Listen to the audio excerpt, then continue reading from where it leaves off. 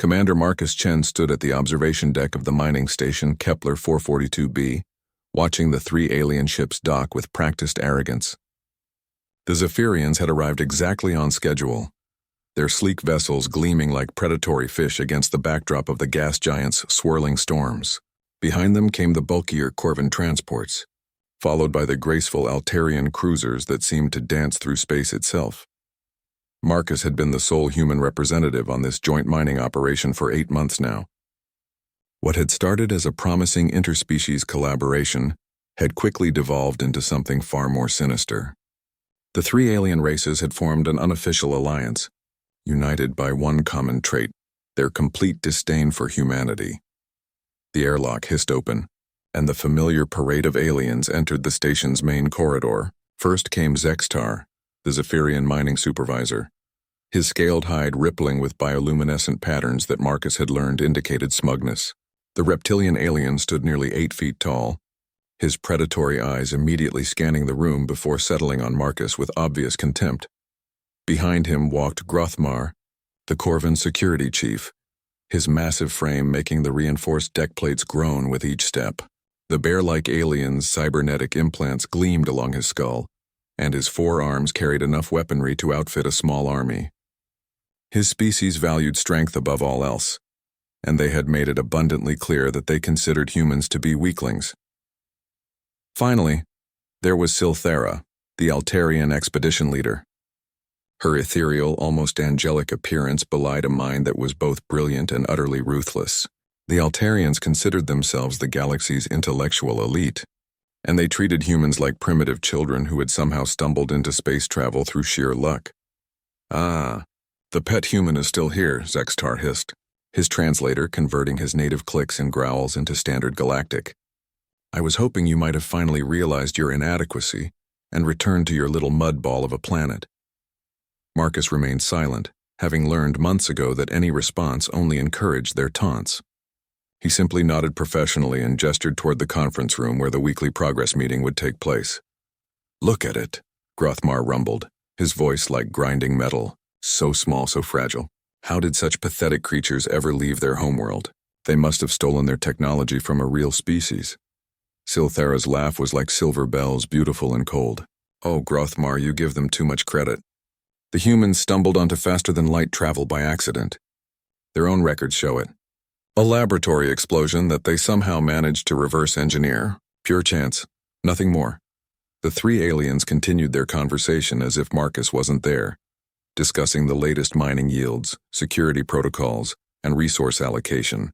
They had been systematically excluding him from important decisions for months, relegating him to menial tasks despite his official status as an equal partner in the operation. "The human sectors are producing 30% less than projected," Zextar reported, his scales shifting to deeper purples and reds. "Perhaps we should restructure the operation, remove the inefficient elements." Marcus knew exactly what that meant. The alien races had been sabotaging the human-operated mining equipment for weeks, ensuring that his sections would appear less productive. They wanted Earth's mining consortium to pull out of the operation, leaving the extremely valuable dark matter deposits to be split 3 ways instead of 4. The Galactic Mining Council would frown upon such obvious discrimination, Marcus said quietly. Speaking for the first time since the meeting began, the 3 aliens turned to stare at him as if surprised that furniture had suddenly started talking. "The human speaks," Silthera observed with mock delight. "How fascinating. Tell me, little creature, do you actually believe the Council cares about your species? You've been in space for what, 200 years? We Altarians have been exploring the cosmos for over 50,000 years. The Council understands the natural order of things." Grothmar leaned forward, his cybernetic eye whirring as it focused on Marcus. "The natural order being that the strong consume the weak. Your people learned this lesson on your homeworld, did they not? War after war until the survivors finally achieved peace through exhaustion. Pathetic." "At least we learned from our mistakes," Marcus replied calmly. "Can the same be said for species that still judge others based on arbitrary measures of superiority?" The temperature in the room seemed to drop several degrees. Zextar's scales shifted to an angry crimson pattern that Marcus recognized as a threat display. "Arbitrary?" the Zephyrian hissed. We measure by results, human. Our mining efficiency is 40% higher than yours. Our technology is centuries more advanced. Our ships could reduce your entire fleet to scrap metal within minutes. These are not arbitrary measures. And yet, Marcus said, standing slowly and meeting each of their gazes in turn, here I am. Still standing. Still participating in this operation despite months of sabotage, harassment, and blatant discrimination. Perhaps there's something to be said for human persistence. Silthara's expression shifted slightly, a flicker of something that might have been surprise crossing her perfect features. Persistence is the virtue of those lacking in intelligence.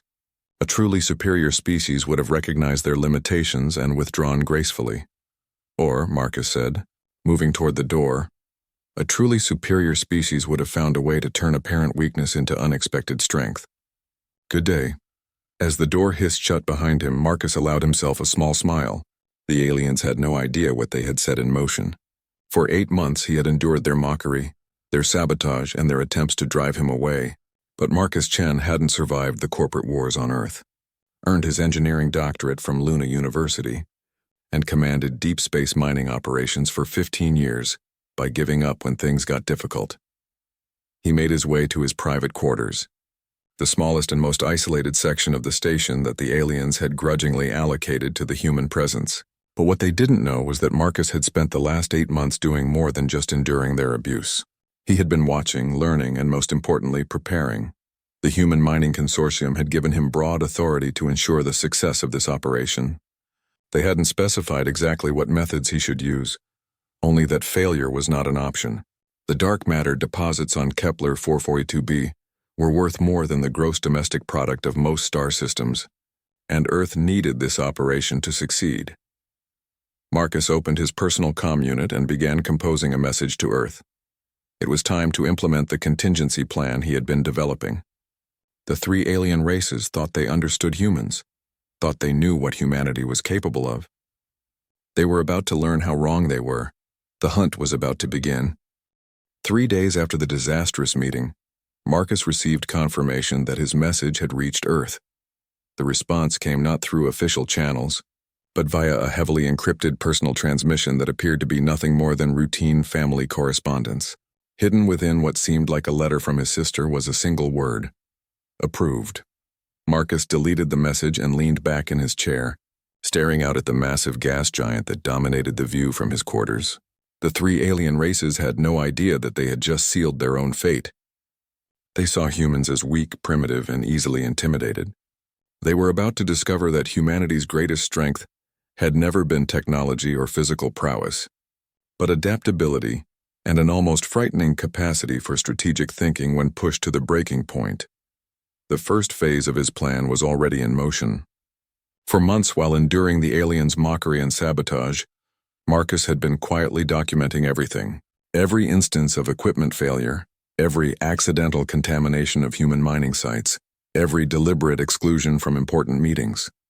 The evidence was overwhelming, but more importantly, it established a clear pattern of harassment that would justify Earth's response. But Marcus wasn't just collecting evidence. He had been studying his opponents with the methodical precision of a xenobiologist. The Zephyrians were proud and hierarchical, obsessed with displays of dominance and terrified of appearing weak in front of other species. The Corvins respected only strength and viewed compassion as a fatal flaw. The Altarians considered themselves intellectually superior to everyone else and couldn't conceive of being outmaneuvered by a primitive species. Each race had weaknesses that they didn't even recognize as vulnerabilities, and Marcus had spent 8 months learning exactly how to exploit every single one. The next morning, Marcus arrived at the mining control center to find Zextar and 2 other Zephyrians examining the human equipment with obvious satisfaction. Several key components had been accidentally damaged during the night shift, equipment that would take weeks to repair or replace. Such unfortunate accidents, Zextar hissed, his scales rippling with barely concealed amusement. Perhaps human technology is simply not robust enough for this type of operation. Perhaps, Marcus agreed mildly, making notes on his datapad. I'll need to file another incident report with the Galactic Mining Council. That makes 43 separate instances of equipment failure in the human sectors, compared to 0 failures in the alien-operated areas. Quite remarkable, statistically speaking. Zextar's amusement faded slightly. Are you implying something human? Not at all, Marcus replied. I'm simply documenting patterns for my superiors. They find statistical anomalies fascinating from a probability standpoint. 43-0 is the kind of ratio that makes actuaries very excited. The Zephyrians' scales shifted to a more neutral blue-green pattern. Marcus had learned that despite their aggressive nature, the Zephyrians were actually quite paranoid about official documentation. Their culture had a complex legal system where accusations of sabotage could result in severe penalties, including exile from their homeworld. Later that day, Marcus implemented the second phase of his plan. He began making subtle changes to the mining operation schedules, adjustments that seemed minor but would have significant consequences over time. The three alien races had been so focused on undermining human productivity that they hadn't bothered to coordinate their own operations efficiently. Marcus started scheduling maintenance periods for different species, equipment to overlap, creating resource conflicts that forced them to compete with each other instead of focusing on him. He rerouted supply deliveries to create artificial shortages that affected all three races equally. Most importantly, he began feeding each species slightly different information about the other's activities, planting seeds of suspicion and distrust. The Zephyrians were territorial and didn't like the Corvins expanding their mining operations into sectors they considered their own. The Corvins viewed the Altarians' advanced extraction techniques as potential threats to their own productivity bonuses. The Altarians resented having to share the most promising deposits with species they considered intellectually inferior. Marcus simply gave each group's existing prejudices a gentle nudge in the right direction. Within a week, the first cracks began to show. Grothmar confronted Silthera about Altarian mining drones that had allegedly strayed into Corvin territory. Silthera responded with her usual condescending superiority, suggesting that perhaps the Corvins needed better navigation equipment. The argument escalated until both species lodged formal complaints with the Mining Council. Zextar, meanwhile, had noticed that his carefully guarded survey data seemed to be making its way to the other species' mining supervisors. He began implementing security protocols that made coordination between the different groups increasingly difficult. The three races that had been united in their contempt for humanity were slowly being driven apart by their own character flaws, carefully manipulated by the primitive human they had dismissed as irrelevant. Marcus watched it all unfold from his position on the sidelines, continuing to play the role of the beleaguered human representative, just trying to do his job despite overwhelming odds. He filed his reports, documented every slight and sabotage attempt, and maintained the appearance of someone who was barely hanging on. But in reality, he was orchestrating a complex psychological campaign that was turning his opponents against each other. The aliens had made the classic mistake of underestimating their enemy, based on preconceived notions about human capabilities. 2 weeks into his campaign, Marcus received an encrypted message from a source he hadn't expected. Dr. Sarah Kim, Earth's foremost expert on xenopsychology and the architect of humanity's first contact protocols. The message was brief but significant. Package delivered. Activation in 72 hours. Marcus smiled as he deleted the message. The aliens thought they understood humans because they had read reports about human history, human technology, and human society, but they had never bothered to study the one thing that made humanity truly dangerous: the human capacity for strategic patience and long-term planning. The three alien races were about to discover that when humans decided to hunt, they didn't just track their prey. They studied it, understood it, and then systematically dismantled everything their target thought they knew about the nature of the hunt itself. Phase 3 was about to begin, and Marcus could hardly wait to see the look on Zextar's face when he realized that the pet human had been playing a game several moves ahead of everyone else from the very beginning. The hunter had become the hunted, and they didn't even know it yet. The package Dr. Kim had referenced arrived exactly 72 hours later, disguised as a routine supply shipment of human food and personal items. To any casual observer, it was simply another cargo container keeping the lone human representative supplied with the necessities of life. The aliens barely glanced at it as it was transferred to Marcus's quarters, but hidden within cases of synthesized coffee and protein bars was something that would change the entire dynamic of the mining operation. The most advanced piece of human technology ever deployed in an interspecies operation. The Neural Interface Strategic Command System, or NISC, represented 15 years of development by Earth's most brilliant minds, designed specifically for situations where a single human operative needed to level the playing field against technologically superior opponents. Marcus waited until the night shift began before carefully unpacking the components. The NISC appeared innocuous enough, a series of small devices that looked like standard communication equipment. But when properly configured, it created a sophisticated intelligence network that could monitor, analyze, and predict the behavior patterns of every individual on the station. The system worked by integrating with the station's existing sensor network, something the aliens had never bothered to secure, because they assumed humans lacked the technical sophistication to exploit it. Within hours of activation, NISC was tracking movement patterns, analyzing communication frequencies, monitoring power consumption, and building detailed psychological profiles of every alien on the station. More importantly, it was learning their routines, their relationships, and most critically, their weaknesses. The first major revelation came within 48 hours. Silthera, the supposedly superior Altarian expedition leader, was secretly communicating with someone on her homeworld using unauthorized channels. The transmissions were heavily encrypted, but NISC's quantum processors eventually cracked the code. What Marcus discovered made him smile for the first time in months. Silthera was in serious trouble with her superiors. The Altarian High Council had expected this mining operation to demonstrate their species' intellectual dominance over the other races. Instead, productivity was down, conflicts were escalating, and the other species were beginning to question Altarian leadership capabilities.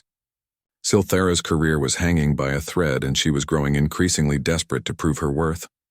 The Corvins presented a different type of vulnerability. Grothmar's cybernetic implants, which he wore as symbols of strength and technological advancement, were actually compensation for severe injuries he had sustained in combat years earlier. The implants were controlled by a central processor that had a critical flaw. It could be disrupted by specific electromagnetic frequencies. Not enough to cause permanent damage, but sufficient to cause temporary disorientation and system failures. But it was the Zephyrians who provided the most interesting surprise. Zexitar's aggressive behavior and constant displays of dominance weren't signs of strength. They were symptoms of fear. NISC's analysis of his biological patterns revealed elevated stress hormones and behavior, consistent with someone desperately trying to maintain a position they weren't qualified to hold. Further investigation revealed that Zexitar had obtained his current position through political connections rather than merit, and he lived in constant terror of being exposed as incompetent. Armed with this intelligence, Marcus began the third phase of his campaign. Instead of the broad psychological manipulation he had been employing, he switched to precision strikes designed to exploit each individual's specific vulnerabilities. For Silthera, he began subtly undermining her authority by asking seemingly innocent questions during meetings that highlighted flaws in her decision-making. Nothing obvious or confrontational, just gentle inquiries that forced her to explain increasingly complex problems she hadn't anticipated. Each time she struggled to provide satisfactory answers, her confidence eroded a little more. "I was wondering," Marcus said during one particularly tense meeting, "if you've considered the long-term environmental impact of the Altarian extraction methods on the gas giant's atmospheric composition. I've been running some calculations, and there might be some unexpected interactions between your quantum mining beams and the helium-3 layers." Silthera's perfect composure flickered for just a moment as she realized she hadn't considered that possibility. "The Altarian Science Council has approved all our methods after extensive testing," she replied, but her voice lacked its usual certainty. "Of course," Marcus agreed readily. "I'm sure they accounted for the unique magnetic field fluctuations we've been experiencing. It's probably nothing to worry about." But now the seed was planted. Silthera would spend the next several days frantically reviewing her extraction protocols, second-guessing decisions she had made with complete confidence just hours earlier. For Grothmar, Marcus employed a more direct approach. He began scheduling routine maintenance checks on critical systems at times when the Corvin security chief would be nearby. using equipment that operated on the specific frequencies that interfered with his cybernetic implants. Nothing dramatic, just enough to cause minor glitches that made Grothmar appear clumsy or confused in front of his subordinates. The proud Corvin, who had built his reputation on physical and technological superiority, found himself stumbling at crucial moments, his enhanced reflexes failing him when he needed them most. His subordinates began to whisper about whether their chief was showing signs of age or system deterioration, but it was Zextar who received the most elegant treatment. Marcus began complimenting him publicly on decisions that were actually minor mistakes, praising his innovative thinking in ways that highlighted exactly how far his choices deviated from standard Zephyrian protocols. To outsiders, it looked like respect. To anyone familiar with Zephyrian culture, it sounded like barely veiled mockery. "Your approach to the northwestern mining sector is quite unique," Marcus observed during a station-wide briefing. "I don't think I've ever seen anyone prioritize short-term yield extraction over long-term deposit sustainability quite so creatively." Zextar's scale shifted through several color patterns as he tried to determine whether he was being praised or insulted. The other Zephyrians in the room exchanged glances that made their opinion clear. Within 2 weeks, the 3 alien leaders were struggling with mounting problems of their own creation, each one questioning their abilities and second-guessing their decisions. The unified front they had presented against the human representative was crumbling, as they became increasingly focused on their individual crises. But Marcus was just getting started. The NISC system had identified something even more valuable than individual weaknesses: the critical dependencies that held their entire operation together. Each species relied on the others for specific resources and services, relationships that could be disrupted with surgical precision. The aliens had spent months hunting what they saw as weak human prey. Now they were about to discover what it felt like to be hunted by a predator, who understood that the most dangerous weapon wasn't strength or speed, but the ability to turn an enemy's own nature against them. The real hunt was about to begin. The beauty of Marcus's strategy was its subtlety. To any outside observer, the deteriorating situation on the mining station appeared to be the natural result of interspecies tensions and operational incompetence. The 3 alien races were so focused on their own individual crises that none of them suspected they were being systematically manipulated by the human they had dismissed as irrelevant. NISC had identified the critical weakness in their entire operation: interdependence.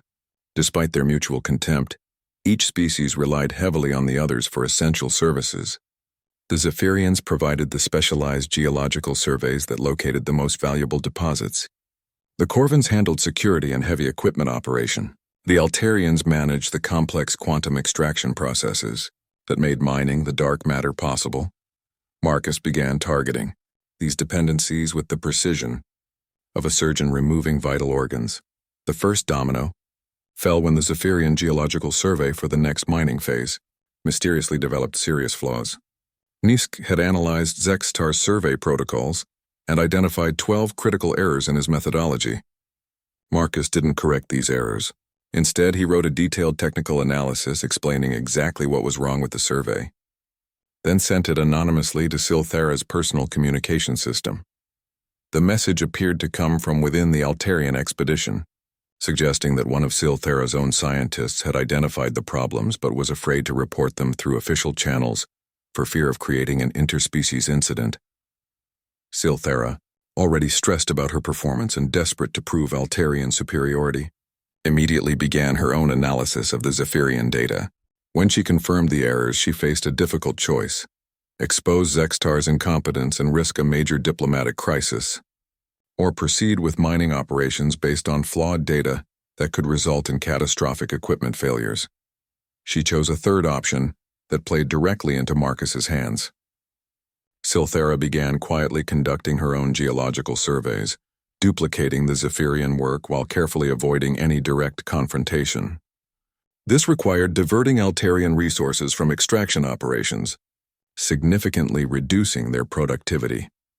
When Zextar noticed Altarian survey teams operating in areas he considered his exclusive territory, his paranoia reached new heights.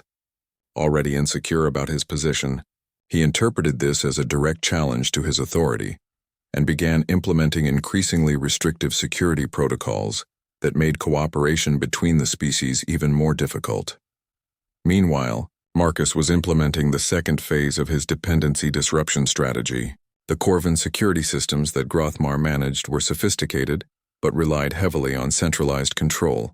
Nissi had mapped the entire network and identified several critical vulnerabilities that could be exploited without leaving any trace of human involvement. Marcus didn't attack the system directly.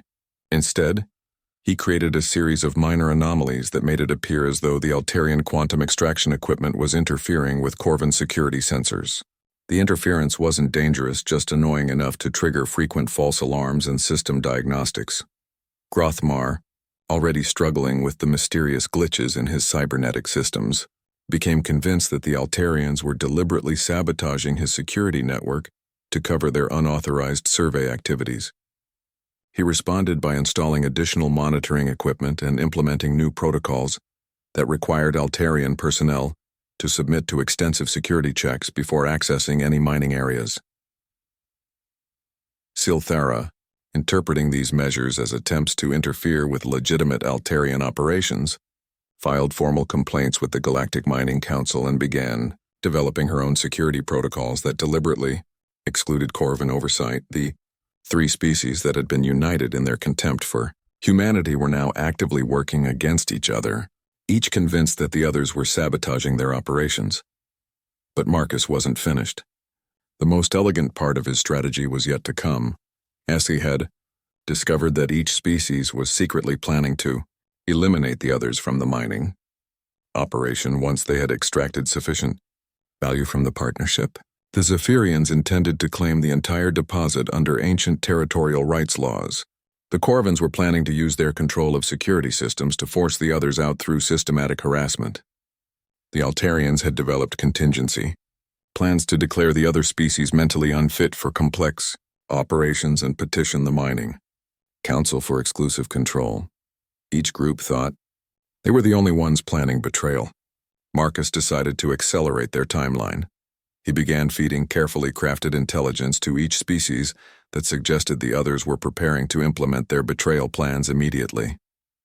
Anonymous messages appeared in each group's communication systems, containing just enough accurate information to be believable while subtly encouraging them to act preemptively.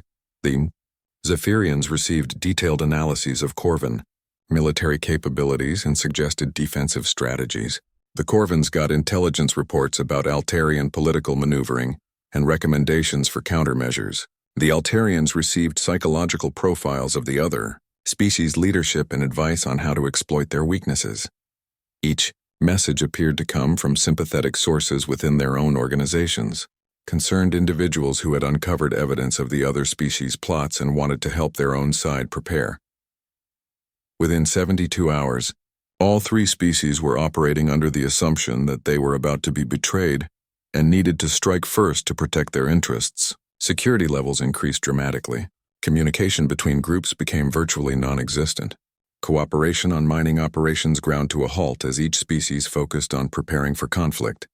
And through it all, Marcus continued to play the role of the beleaguered human representative, documenting every incident, filing reports with appropriate authorities, and maintaining the appearance of someone desperately trying to keep the operation functioning, despite overwhelming alien hostility. The morning that changed everything began like any other. Marcus arrived at the control center to find representatives from all three species already there. But unlike previous meetings, they weren't united in their mockery of humanity. Instead, they sat in separate groups watching each other with barely concealed suspicion. Zextar's scales were locked in aggressive red patterns. Grothmar's cybernetic eye was scanning continuously, and his massive hands rested on his weapons. Silthara maintained her usual composure, but Marcus could see the tension in her posture. "I think we need to discuss the future of this operation," Silthara announced, her voice carefully neutral. "Recent developments have made it clear that some participants may not be operating in good faith." "Agreed," Grothmar rumbled. "Trust has been broken. Security has been compromised. Changes must be made." Zextar's response was a low hiss that his translator rendered as untranslatable profanity. Marcus leaned back in his chair and smiled. The hunt was entering its final phase, and his prey was about to discover that they had walked directly into a trap of their own making. The predators had become the prey, and they were about to turn on each other with all the fury that they had originally intended to direct at him. The confrontation that Marcus had been carefully orchestrating for weeks finally erupted during what was supposed to be a routine operational review. The three alien species, each convinced that the others were plotting against them, had reached the breaking point where suspicion overwhelmed their facade of cooperation. Silthara fired the first shot, metaphorically speaking. She stood gracefully, her ethereal features composed but her eyes cold as Arctic starlight. Before we proceed with today's agenda, I believe we need to address the systematic sabotage that has been undermining this operation. Grothmar's cybernetic eye whirred as it focused on her. Sabotage? You mean your unauthorized incursions into secured areas? Your interference with legitimate security protocols? I mean, Silthara replied with icy precision, the deliberate contamination of geological survey data, the installation of surveillance equipment in Altarian quarters, and the mysterious equipment failures that seem to affect only non-Corvan machinery. Zextar's scales had shifted to a pattern that Marcus had learned indicated barely controlled rage. Failures? You mean the damage caused by your quantum extraction beams disrupting established mining operations? Or perhaps the territorial violations that your people have been conducting under the guise of quality assurance? Marcus remained silent, watching the carefully constructed alliance crumble before his eyes. Each accusation contained just enough truth to be believable, mixed with the paranoid interpretations that he had been subtly encouraging for weeks. This is exactly what I expected from primitive species, Silthara continued, her voice dripping with condescension. Unable to handle complex operations, you resort to crude sabotage and military intimidation. The Galactic Mining Council will be very interested to learn about these violations of operational protocols. Grothmar rose from his chair, his massive frame casting shadows across the conference table. Primitive? Your people couldn't secure a storage closet without our protection, and now you dare to threaten us with council intervention? Perhaps it's time you learned what Corvan military doctrine means in practice. The tension in the room was thick enough to cut with a blade. Marcus could see that all three groups had security personnel stationed just outside the conference room, each species preparing for the possibility that this meeting might turn violent. But violence wasn't part of Marcus's plan. He had something much more devastating in mind. If I may interrupt, Marcus said quietly, his words cutting through the escalating argument like a calm voice in a storm. I think you're all missing the bigger picture here. The three aliens turned to stare at him with expressions ranging from surprise to irritation. For weeks he had been a silent observer of their interactions, absorbing their abuse without comment. His sudden interjection caught them completely off guard. Missing what exactly? Silthara asked, her tone suggesting that she found his presumption amusing. Marcus activated his datapad and projected a holographic display that filled the center of the conference table. The image showed a detailed analysis of the mining operations productivity over the past 3 months, broken down by species and sector. You're missing the fact that while you've been focused on undermining each other, overall productivity has dropped by 67%, Marcus said calmly. Dark matter extraction is down across all sectors. Equipment efficiency has decreased to the point where the operation is barely profitable, and most importantly, the Galactic Mining Council has noticed. The hologram shifted to show a series of official communications from the council, documents that Marcus had been collecting for weeks. Each message showed increasing concern about the declining performance of the operation and growing questions about the competence of the current leadership. According to council regulations, Marcus continued, any mining operation that fails to meet minimum productivity standards for 3 consecutive months can have its management structure reorganized under emergency protocols. We're currently in month 2 of that evaluation period. Zextar's scales shifted to a sickly yellow-green pattern that Marcus recognized as anxiety. You're threatening us with bureaucratic procedures? Typical human weakness, hiding behind regulations instead of taking direct action. I'm not threatening anyone, Marcus replied, his voice remaining perfectly calm. I'm simply explaining the situation as it currently stands. The council has the authority to remove ineffective leadership and replace it with administrators of their choosing. Given the current performance metrics, that's becoming increasingly likely. He paused, allowing the implications to sink in before continuing. Of course, there is an alternative. The Council regulations also allow for leadership changes to be implemented internally, provided all parties agree, and the new structure demonstrates improved efficiency within 30 days. Silthera's perfect composure cracked slightly. "What exactly are you suggesting?" Marcus smiled, and for the first time in months it was a genuine expression of satisfaction rather than diplomatic politeness. "I'm suggesting that perhaps it's time to reconsider the management structure of this operation. The current approach clearly isn't working." The NISC system had been monitoring Council communications for weeks, and Marcus knew exactly what was coming. The Council had already begun preliminary investigations into the operation's declining performance.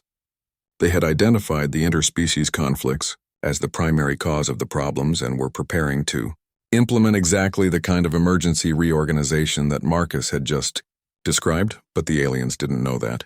To them, it appeared that the weak human was somehow threatening their positions through bureaucratic maneuvering. "You think the Council would place a human in charge of this operation?" Grothmar rumbled, his tone suggesting the idea was absurd. "Over 3 technologically superior species? Not necessarily," Marcus replied. "But they might place someone in charge who has demonstrated the ability to maintain productivity and cooperation. Someone whose sectors haven't experienced mysterious equipment failures or productivity declines. Someone who has a clean record with the Council and a documented history of successful interspecies cooperation." The silence that followed was deafening. Each alien was rapidly calculating the implications of Marcus's words, and they were all reaching the same uncomfortable conclusion. The human mining sectors, despite constant sabotage, had maintained higher productivity than any of the alien operations. Marcus's reports to the Council had been models of professionalism and diplomacy, even while documenting extensive evidence of harassment and discrimination. His personnel evaluations were spotless, his safety record was perfect, and his technical innovations had actually improved overall efficiency in the areas where they had been implemented. On paper, the human representative looked like the only competent manager on the entire station. Silthera was the first to fully grasp the magnitude of their situation. "You planned this," she said, her voice barely above a whisper. "All of it. The conflicts, the declining productivity, the Council scrutiny. You orchestrated everything." Marcus's smile widened. "I documented everything. There's a difference. Every equipment failure, every instance of sabotage, every violation of operational protocols. I simply reported what I observed and let the natural consequences unfold." The truth was finally sinking in. The 3 species that had spent months hunting what they saw as weak human prey had been systematically outmaneuvered by a predator who understood that the most effective hunt doesn't end with the death of the prey, but with the prey destroying itself. "The question now," Marcus continued, "is what happens next. We can continue with the current approach and wait for the Council to implement emergency measures, or we can work together to develop a more collaborative management structure." The hunt was nearly over, and Marcus had achieved something that none of the alien species had thought possible. He had turned the hunters into the hunted without firing a single shot or raising his voice in anger. The predators had been caught in a trap of their own making, and now they had to decide whether to gnaw off their own limbs to escape or accept the new reality that the pet human had created for them. The aftermath of Marcus's revelation was like watching a controlled demolition in slow motion. The 3 alien species, who had been so confident in their superiority just moments before, now found themselves staring into an abyss of their own creation. Zextar was the first to break the stunned silence, his scales cycling through colors that Marcus had never seen before, a pattern that suggested complete psychological disarray. "This is impossible. Humans are barely spacefaring. Your species has been in the galaxy for less than 3 centuries. How could I what?" Marcus asked gently. "Outthink you. Outmaneuver you. Turn your own prejudices against you." He leaned forward slightly, his expression remaining perfectly calm. "You answered your own questions, Zextar. You assumed that humans were inferior because we're newer to space travel. You never considered that being the youngest species in the galaxy might actually be an advantage." Silthera's ethereal features had gone pale, her usual composure completely shattered. "Explain." Marcus activated another display on his datapad, this one showing a timeline of human development compared to the 3 alien species. Every species in this room achieved interstellar travel through gradual technological evolution over thousands of years. You developed your capabilities slowly, building on established traditions and approaches that worked for your ancestors. The display shifted to show human technological development, a steep curve that contrasted sharply with the gradual slopes of the alien timelines. Humans achieved interstellar capability in less than 300 years. Starting from a civilization that was still using chemical rockets, we didn't have the luxury of gradual development. We had to adapt, innovate, and overcome obstacles that would have stopped other species entirely. Grothmar's cybernetic implants were functioning normally for the first time in weeks, now that Marcus had stopped broadcasting the interference frequencies. The Corvin security chief was thinking clearly again, and what he was thinking was making him very uncomfortable. "You're saying that humans are more adaptable because you're younger," Grothmar said slowly. "That inexperience is actually a strength. I'm saying that humans excel at thinking outside established paradigms because we haven't had time to become locked into them," Marcus replied. "You've all been playing by rules that were established thousands of years ago. I've been playing a completely different game. The truth was even more complex than that, but Marcus saw no reason to explain the full extent of human strategic thinking to his former tormentors. He didn't mention the centuries of human warfare that had refined their understanding of psychological manipulation, the game theory principles that had been developed during the corporate wars, or the extensive xenopsychology research that Earth had conducted in preparation for exactly this type of situation. Instead, he focused on the immediate consequences of their current predicament. "The Galactic Mining Council's investigation team will arrive in 6 days," Marcus announced, calling up another set of documents. "They're coming to evaluate the management structure and determine whether emergency intervention is necessary. Based on current productivity metrics and the evidence I've submitted, their recommendation is likely to be unfavorable for the current leadership."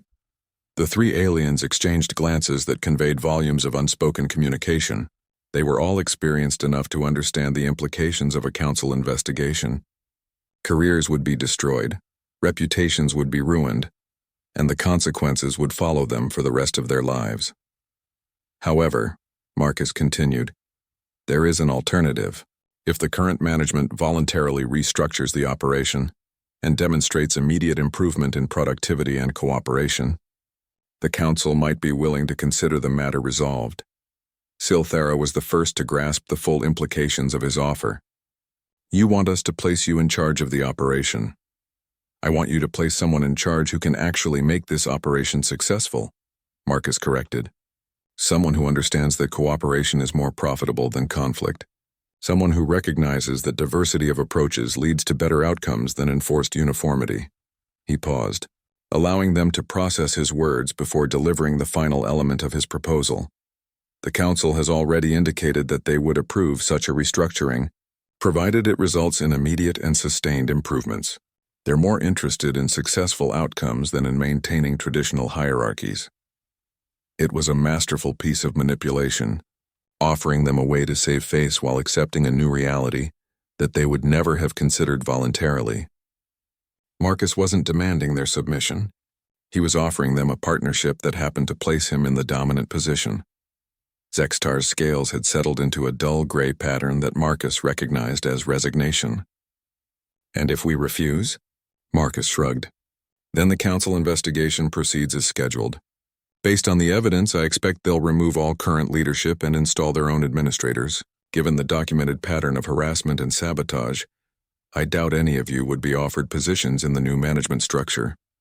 The aliens were trapped, and they all knew it. Marcus had constructed a scenario where their only viable option was to accept his leadership voluntarily or face much worse consequences imposed by external authority. But the most elegant aspect of his strategy was that his offer was actually genuine. Marcus wasn't interested in revenge or humiliation. He wanted to make the mining operation successful.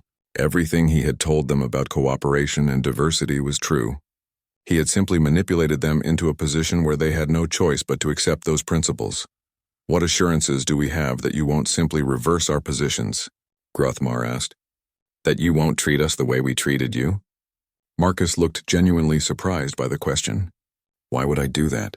You're all competent professionals when you're not wasting energy on pointless conflicts. The Zephyrians are excellent geological surveyors. The Corvins run tight security operations.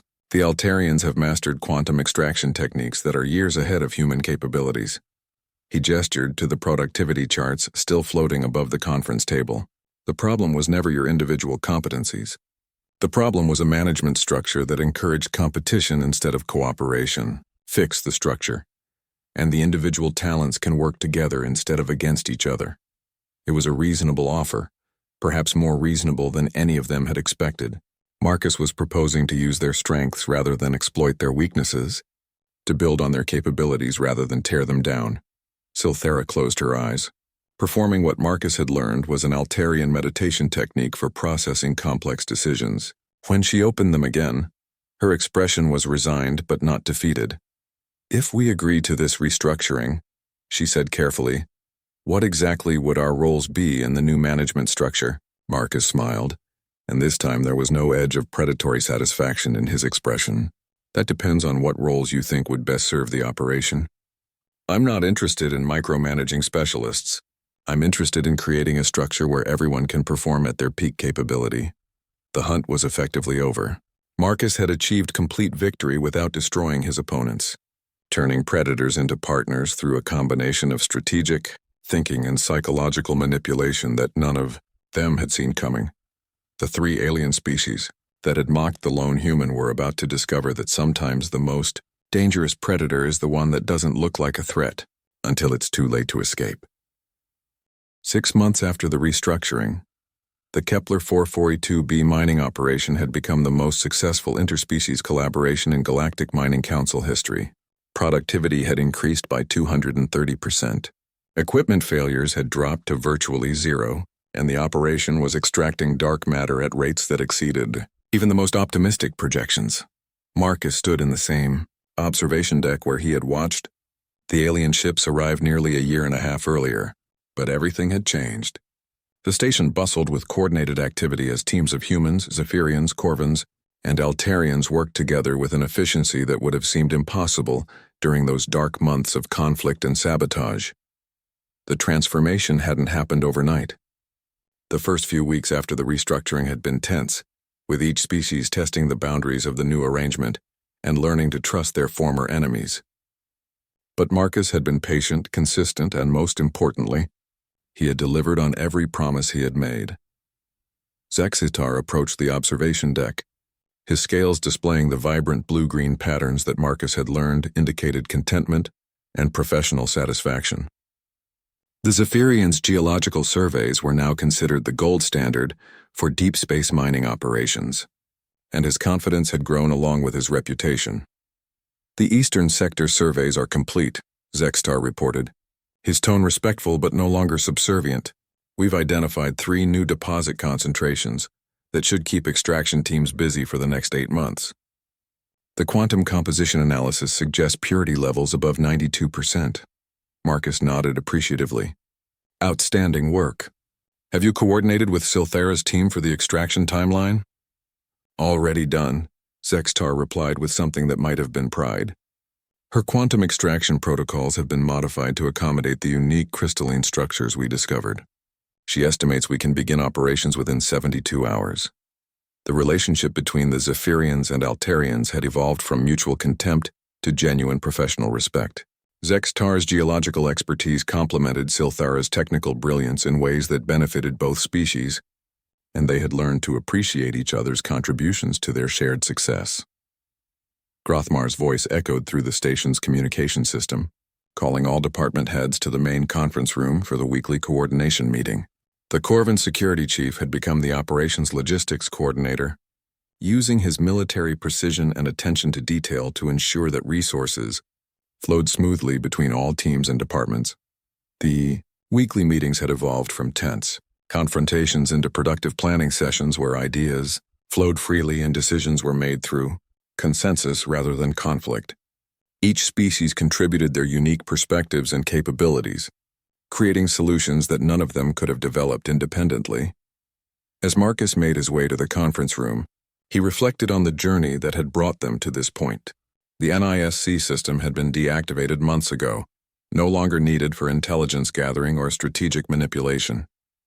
The aliens had proven that they could be trusted as genuine partners once the artificial barriers between them had been removed. The conference room was filled with animated discussion as representatives from all 4 species collaborated on plans for expanding the operation. The success of Kepler 442b had attracted attention from across the galaxy, and the Galactic Mining Council had requested that the team develop protocols for similar interspecies operations on other worlds. Silthera was explaining her latest innovations in quantum extraction technology, modifications that had been inspired by studying Corvin heavy equipment designs and Zephyrian geological analysis techniques. Her natural brilliance, no longer constrained by arrogance and prejudice, had flourished in the collaborative environment. The integration of multi-species approaches has yielded results that exceed the sum of individual capabilities, she reported, her tone carrying genuine excitement rather than condescending superiority. We're not just working together. We're creating entirely new methodologies that none of our species had conceived independently. Grothmar added his own observations about the operational efficiencies they had achieved. Resource allocation has improved by 300% since we began coordinating our efforts.